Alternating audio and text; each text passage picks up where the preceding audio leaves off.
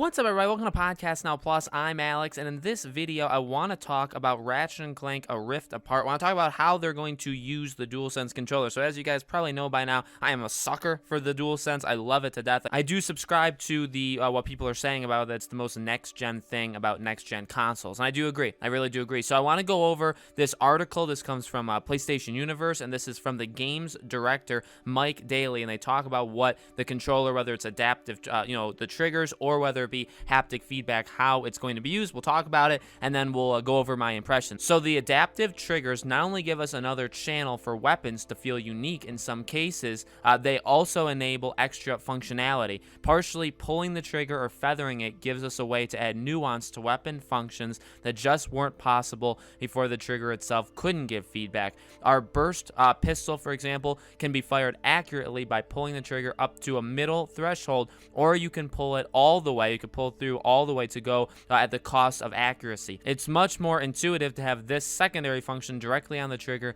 than have players learn different buttons for it. It's that much easier for you to get into the flow of combat and execute advanced strategies without having to think of the controls. So that is honestly, like, it's hard to describe. I think it's also hard to even, like, for him, like, to even say, like, hey, here's what it's gonna be like. You can say it all you want, but it's really gonna take until you actually play the game. I feel like I get what he's saying here, and that it's going to be amazing. Look, the adaptive, so I love haptic feedback. I think the best game that does it right now is Astro's Playroom. I think it's going to be the best thing that does it for a very, very long time, right? I really don't think another game is going to beat it for quite a while. It's because it does everything so well. It does the haptic feedback where you could just feel everything. When he's ice skating, you feel it. When he's in the water, you feel it. All that stuff. But it also does adaptive triggers really, really well. Whether you're in that, like, frog suit and you're jumping, or you're in the rocket, or just there's a couple other features too, like the claw machine, when you have to hold it and it kind of locks you out and you have to push it even further.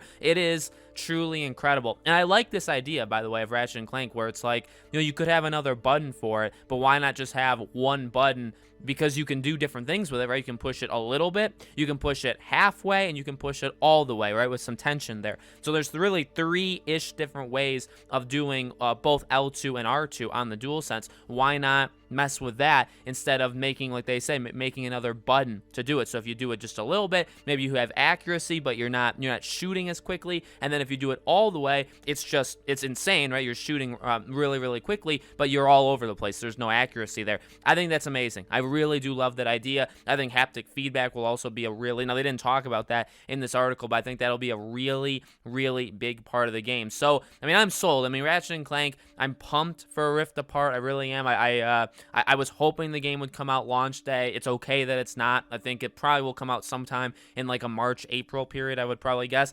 February is possible, but they would have to announce the release date, I would say, relatively soon, or like really, really quickly, and I don't know if they're going to do that. So I'm really pumped for this game, just for the actual game. But then, yeah, you look at only on PS5, so you think about what Demon's Souls did. So Demon's Souls is a revolutionary experience, honestly, in a lot of ways. It's the only game right now, besides, I guess, like Astro's Playroom, that's only on PS5. Godfall you can get on PC. Every other game, Miles, Sackboy, okay, those games are also on PS4. So Demon's Souls is really one of a kind, and it truly is. Once you play it, if you guys are playing it or you have played it, you would know, right? It's something that really, it's like, okay, this is absolutely next gen. I think Ratchet and Clank will be the exact same, right? Whether haptic feedback, whether the DualSense is used to its fullest capabilities, I don't know. I don't really think any game is going to, besides like the games like an Astro's Play. I mean, I want as many Astro Playroom titles or Astro titles that studio wants to make. Just let them go crazy, because they just do such an amazing, amazing job. But I am pumped for Ratchet and Clank. I'm pumped to use the DualSense. I think it's going to work really, really well. So let me know in the comments below, guys. What do you think? Are you excited for this game? How do you think maybe the haptic feedback will work? Do you like what you hear about the the adaptive triggers? Let me know. As always, make sure you guys are subscribed to this channel. Hit the bell icon so you guys know when all of these videos go up. And I do a brand new video every single day on this channel. And so I hope to see you guys for tomorrow's video.